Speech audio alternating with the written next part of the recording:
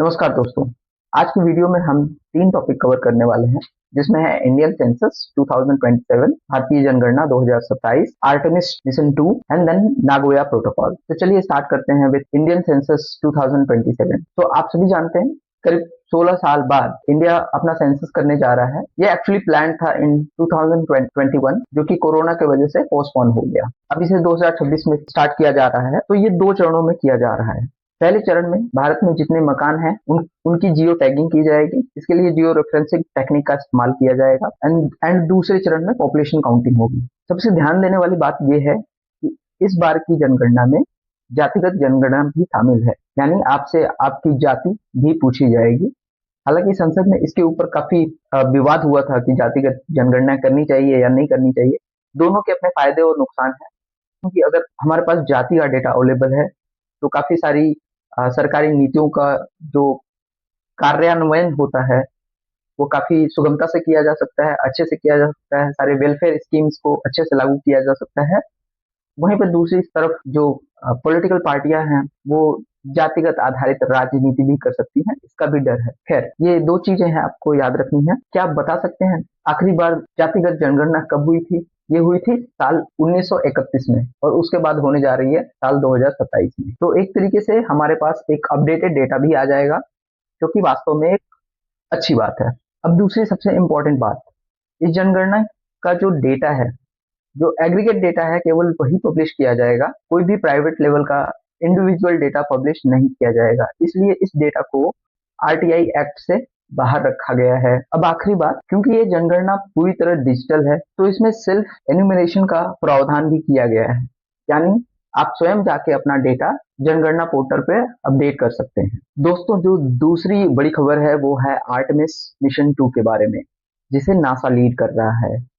इस Artemis mission का जो मुख्य उद्देश्य है वो है मून पे जाके वहां पे एक बेस बनाना और उसके बाद डीप स्पेस एक्सप्लोरेशन। इन 2 टर्म्स को ठीक से समझ लेते हैं। तो मून बेस बनाने का उद्देश्य होगा वहां पे इंसान जाएगा और रहेगा, केवल 1-2 दिन या हफ्तों नहीं बल्कि कई महीनों तक, और वहां पे एक्सप्लोर करेगा क्या क्या रिसोर्सेज अवेलेबल हैं। जैसे वहां पे हीलियम 3 जो कि एक पोटेंशियल एनर्जी रिसोर्स बन सकता है, उसके बारे में इन्वेस्टिगेशन होगी, उसके बारे में जांच करेंगे। उसके साथ ही वहां पे इसके अलावा मून के साउथ में जमा हुआ पानी मिला है, उसके बारे में भी वहां पे लोग रह के रिसर्च करेंगे। तो अगला टॉपिक है डीप स्पेस मिशन। वैज्ञानिकों का मानना है अगर मून से हम मार्स के लिए या किसी दूसरे प्लेनेट के लिए रॉकेट छोड़ते हैं तो वो काफी कम समय में उस डेजिग्नेटेड प्लेनेट पे पहुंच सकता है, क्योंकि मून पे ग्रेविटी कम है। इस वजह से जो मिशन का खर्चा है वो काफी कम हो जाएगा। इसका मतलब मून पर से फ्यूचर स्पेस एक्सप्लोरेशन इजी होने वाला है और काफी किफायती भी। अब यहाँ पे सबसे याद रखने वाली बात ये है, ये जो आर्टेमिस मिशन 2 है ये एक पूरे मिशन की सीरीज है, यानी हमारे पास आर्टेमिस 1, आर्टेमिस 2 और आर्टेमिस 3, ये 3 फेजेस में हो रहा है। आर्टेमिस 1 का जो उद्देश्य था वो केवल मून तक जाना था, बट उसमें कोई क्रू मेंबर नहीं थे, कोई एस्ट्रोनॉट नहीं था। लेकिन आर्टेमिस 2 का जो उद्देश्य है वो एस्ट्रोनॉट्स को मून तक लेके जाना है। लेकिन याद रखिए, हम वहां पे मून पे लैंड नहीं करने वाले, केवल ऑर्बिट करेंगे और वापस आ जाएंगे। जब आर्टेमिस 3 लॉन्च होगा उस समय एस्ट्रोनॉट मून पे लैंडिंग करेंगे और वहां पे अपना बेस बनाएंगे। तो ये एक तरीके का प्रैक्टिस सेशन चल रहा है कि हमें मून पे कैसे जाना है और कैसे अपना बेस बनाना है। अब आप सोच रहे होंगे मून पे तो हम ऑलरेडी जा चुके हैं, तो ये फिर से ट्रायल रन क्यों चल रहा है? तो दोस्तों, ये जो टेक्निक इसमें यूज हो रही है ये एक उन्नत टेक्निक, एक नई टेक्नोलॉजी है जिसको अभी सीखना बाकी है, इसलिए ये सारे पायलट फेजेस में किए जा रहे हैं। आर्टेमिस 2 मिशन में SLS रॉकेट यूज होगा और ओरियन स्पेसक्राफ्ट। ये 2 चीजें एग्जाम की दृष्टि से काफी इंपॉर्टेंट है। अब हम मूव करते हैं नागोया प्रोटोकॉल। नागोया प्रोटोकॉल क्या है?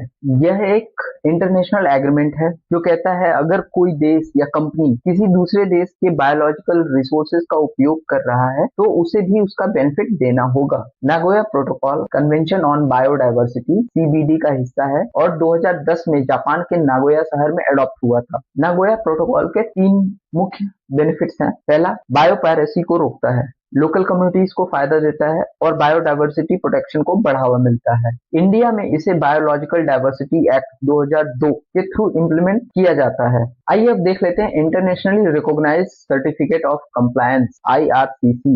IRCC एक ऑफिशियल सर्टिफिकेट या फिर प्रूफ होता है जो बताता है कि किसी बायोलॉजिकल रिसोर्स का यूज लीगल परमिशन के साथ किया गया है या नहीं। मान लीजिए एक कंपनी इंडिया से मेडिसिनल प्लांट यूज करना चाहती है तो उसे परमिशन लेनी होगी और उसका बेनिफिट शेयर करना होगा। जब सब सही तरीके से होगा तो गवर्नमेंट एक सर्टिफिकेट देती है, वही है IRCC। यह दिखाता है कि यूज इलीगल नहीं है। इंडिया IRCC इशू करने में वर्ल्ड लीडर है क्योंकि भारत में बायोडायवर्सिटी बहुत ही रिच है।